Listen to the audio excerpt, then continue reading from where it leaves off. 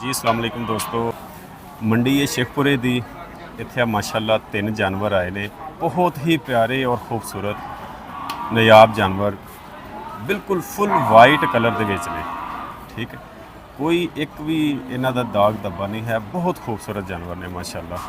ਇਹ ਤੁਸੀਂ देख सकते हो, ਇਹ 2 हो गए ने और तीसरा जानवर जिहड़ा ਉਹ ਇਹ वाला जी माशाल्लाह शौक दे नाल पाले हुए ने। और ਜਿਹੜੇ ਸ਼ੌਕੀਨ ਹਜ਼ਰਾਤ ਹੈ ਨਾ, ਖੂਬਸੂਰਤੀ ਦੇ ਸ਼ੌਕੀਨ ਨੇ, ਜਿਹੜੇ ਸੋਹਣ ਦੇ, ਉਹਨਾਂ ਵਾਸਤੇ ਬਹੁਤ ਅੱਛੀ ਚੀਜ਼ ਹੈ। ਤੇ ਇਹਨਾਂ ਦੇ ਰੇਟਾਂ ਦਾ ਵੀ ਪਤਾ ਕਰਨੇ ਆ ਕਿ ਕੀ ਇਹਦਾ ਮੰਗਦੇ ਪਏ ਨੇ।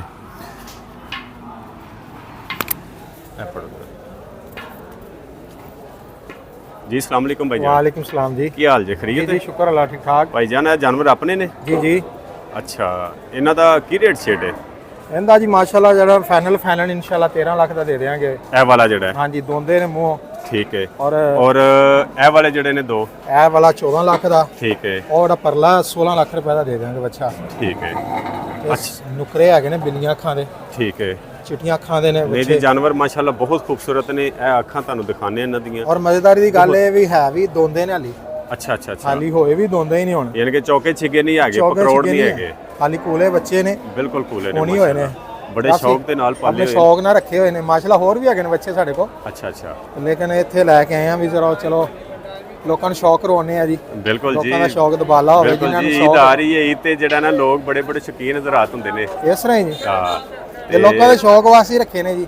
ਅਗਰ ਕਿਸੇ ਭਾਈ ਨੇ ਤੁਹਾਡੇ ਨਾਲ ਰਾਬਤਾ ਕਰਨਾ ਹੋਏ, ਬਿਲਕੁਲ ਜੀ ਕਰ ਲੈ ਜੀ। ਨੰਬਰ ਦੱਸ ਦਿਓ ਆਪਣਾ। 0312 ਜੀ 0 ਜੀ 45 ਠੀਕ ਹੈ 0004। ਠੀਕ ਹੈ, 0312 045 0004। ਹਾਂਜੀ, ਕੀ ਨਾਮ ਹੈ ਆਪਣਾ? ਤਨਵੀਰ ਅਹਿਮਦ ਜੀ। ਤਨਵੀਰ ਅਹਿਮਦ ਭਾਈ। ਲੋ ਜੀ, ਜਿਹੜਾ ਭਾਈ ਵੀ ਖਰੀਦਣਾ ਚਾਹਵੇ ਭਾਈ ਤਨਵੀਰ ਦੇ ਨਾਲ ਰਾਬਤਾ ਕਰ ਸਕਦਾ ਹੈ। ਫੈਮਿਲੀ ਵਾਸਤੇ ਖਸੂਸੀ ਆਫਰ ਹੋਏਗੀ ਵੀ ਅਸੀਂ ਈਦ ਤੱਕ ਉਹਨਾਂ ਨੂੰ ਸਾਂਭ ਕੇ ਵੀ ਦੇਵਾਂਗੇ। ਠੀਕ ਹੋ ਗਿਆ, ਯਾਨੀ ਕਿ ਜਿਹੜੇ ਐਸੇ ਭਾਈ ਜਿਹੜੇ ਨਹੀਂ ਸਾਂਭ ਸਕਦੇ, ਉਹਨਾਂ ਕੋਲ ਜਗ੍ਹਾ ਨਹੀਂ ਹੈ, ਸਾਡੇ ਕੋਲ ਹੀ ਰਵੇ, ਸ਼ਾਮ ਨੂੰ ਆ ਕੇ ਲੈ ਜਾਓ। 15-20 ਦਿਨ ਹੈ ਨੇ, ਉਹ ਇੱਥੇ ਹੀ ਇਹਨਾਂ ਕੋਲ ਰਹਿਣਗੇ ਔਰ ਚਾਂਦ ਰਾਤ ਨੂੰ ਲੈ ਜਾਣਾ।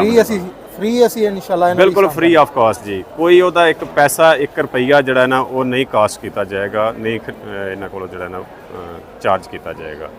ਲੋ ਦੋਸਤੋ, ਮਿਲਨੇ ਇੱਕ ਨਈ ਵੀਡੀਓ ਦੇ ਨਾਲ। ਅੱਲਾ ਹਾਫਿਜ਼।